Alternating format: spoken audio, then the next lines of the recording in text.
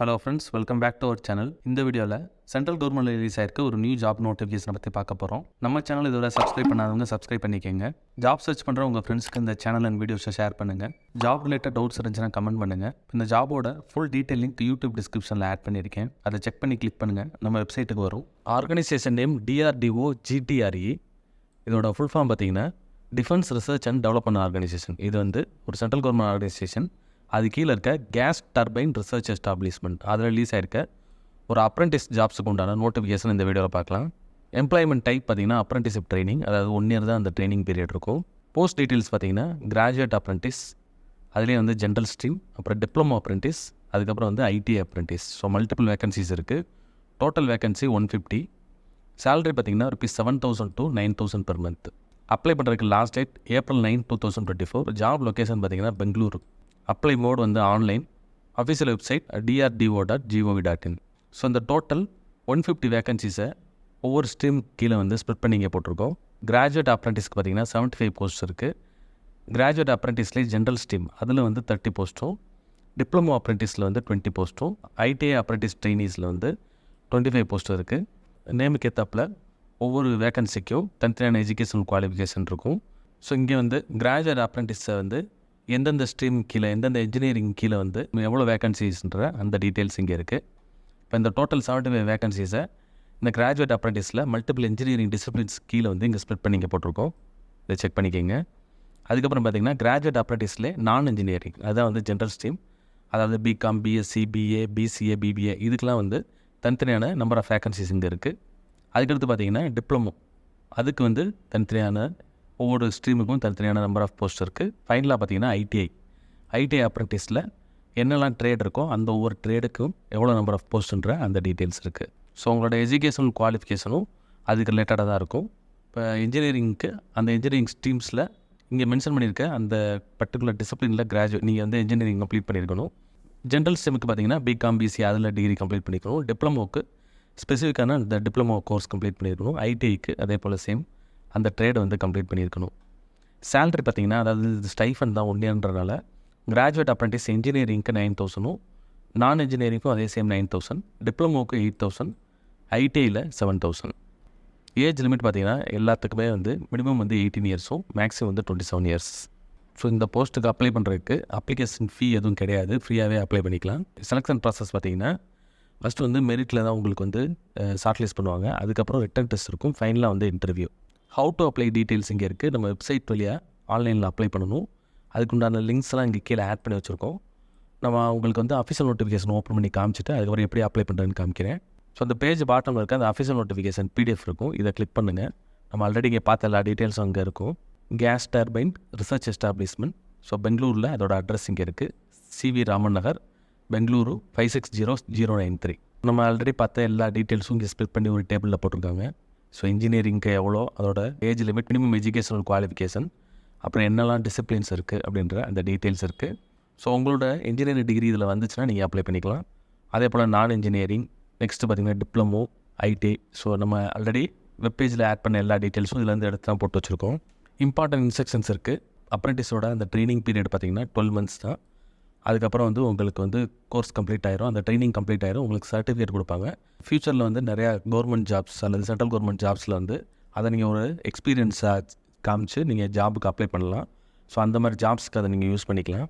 Number 3 பாருங்கள், registration of BE, BTech, diploma, அதுக்கப்புறம் BCom, BSc, BCA, BBA, non engineering எல்லாமே வந்து இந்த இடத்துல ஒரு வெப்சைட் இருக்குது பாருங்கள். இந்த வெப்சைட்டில் தான் நீங்கள் போய் ரெஜிஸ்டர் பண்ணணும். ஐடிஐ கேண்டிடேட்ஸ் பார்த்திங்கன்னா அப்ரெண்டிஸ்ஷிப் போர்ட்டல் இருக்குது, apprenticeshipindia.org. இந்த வெப்சைட்டில் போய் ரெஜிஸ்டர் பண்ணணும். ஸோ உங்களோட எஜுகேஷனல் குவாலிஃபிகேஷனுக்கு ஏற்றாப்பில் நீங்கள் தனித்தனியாக பண்ணணும்.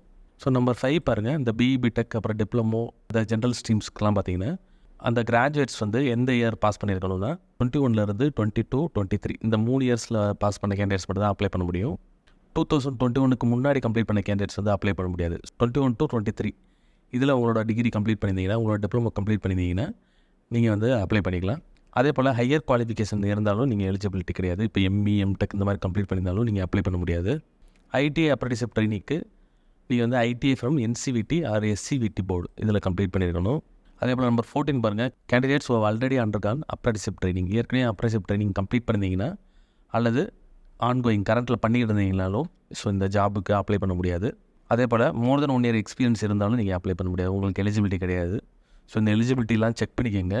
அதுக்கப்புறம் நீங்கள் இன்டர்வியூ, டாக்குமெண்ட் வெரிஃபிகேஷன், அப்புறம் அப்ரண்டிஸ்ஷிப் ட்ரெயினிக்கு வந்து ஜாயின் பண்ண வர்றப்ப அந்த ட்ராவலிங் அலவன்ஸ்லாம் வந்து கொடுக்க மாட்டாங்க. ஸோ உங்களோட ஓன் எக்ஸ்பென்சஸ் யூஸ் பண்ணி தான் வரணும். அப்ரெண்டிஸாக ஜாயின் பண்ணுற கேண்டிடேட்ஸ்க்கு அக்காமடேஷன் எதுவுமே வந்து கம்பெனிலேருந்து கொடுக்க மாட்டாங்க.